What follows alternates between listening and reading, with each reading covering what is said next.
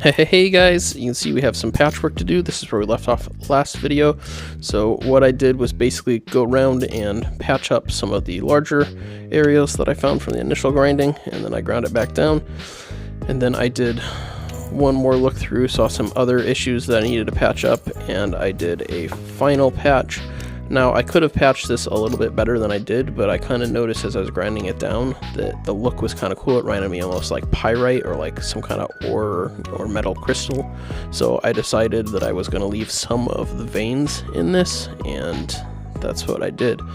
So you can see here we're grinding down after patching each side, and I basically just rotated all the way around.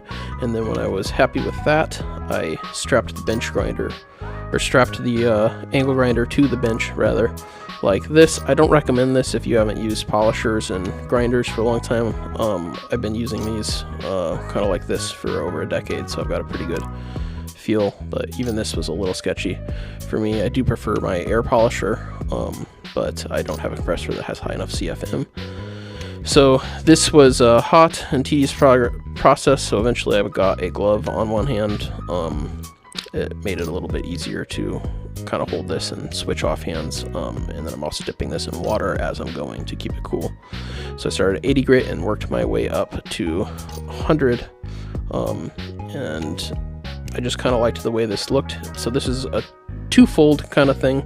One, it's sort of like an artistic piece or artistic paperweight, and then two, it also kind of represents the practice to get back into the skill level that I'd like to see, and or brush the cobwebs off.